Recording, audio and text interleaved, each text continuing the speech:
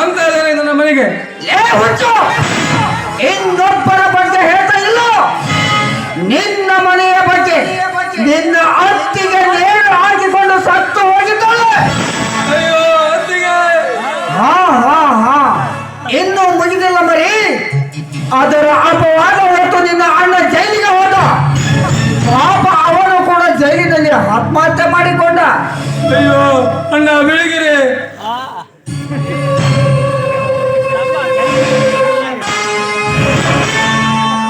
ತಾಯಿಯ ಸ್ವರೂಪ ಅತ್ತಿಗೆ ಮೇಲೆ ಇಂಥ ಅಪರಾಧವೇ?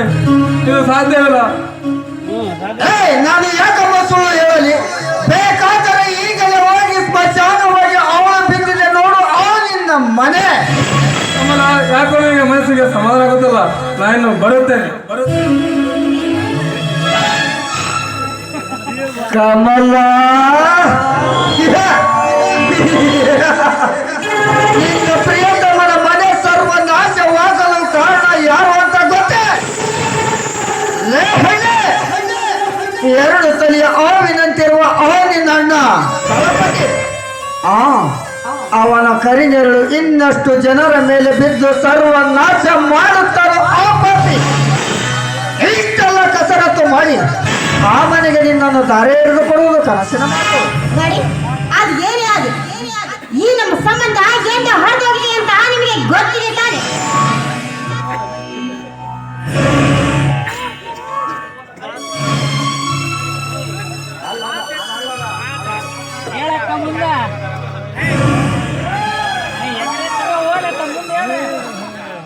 ಅರಿದು ಹೋದ ಸಂಬಂಧವನ್ನು ಒಂದುಗೂಡಿಸಲು ನೀನು ಕೈ ಹಿಡಿದರೆ ತಾನೇ ಒಂದುಗೂಡು.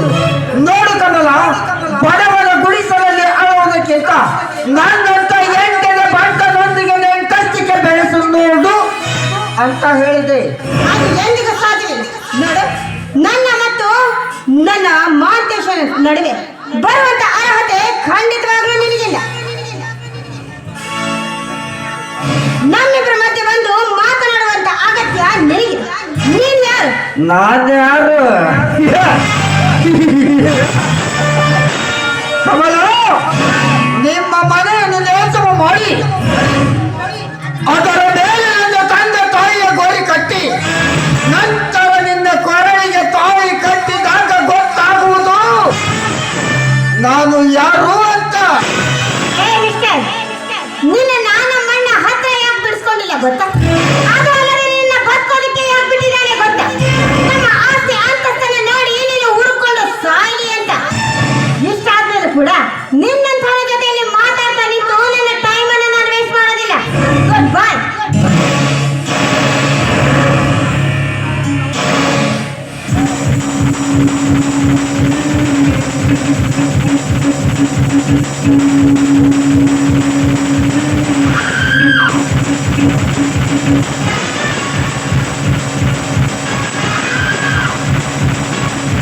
ಕಮಲ,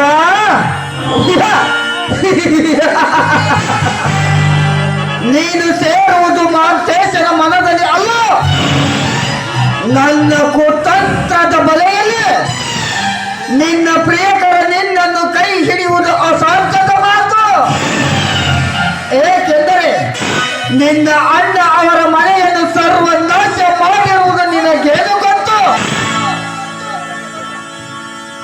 ನಿಮ್ಮಿಬ್ಬರ ಬಗ್ಗೆ ಇಲ್ಲ ಸಲ್ಲದ ವಿಚಾರ ತುಂಬುವೆ ನಿಮ್ಮ ಅಣ್ಣನ ಕಿವಿಯ ಒಳಗೆ. ನಂತರ ಅವನಿಂದಲೇ ನಿಮ್ಮ ಪ್ರೇಮ ಪಾಶದಲ್ಲಿ ಉಳಿಯಿಸುವೆ. ನಂತರ ನೀನಾಗಿಯೇ ನನ್ನ ಪ್ರೇಮ ಭಿಕ್ಷೆ ಕೇಳುವೆ. ನಿನ್ನನ್ನೇ ಮೂಲ ಆಧಾರವನ್ನಾಗಿಟ್ಟುಕೊಂಡು ಆ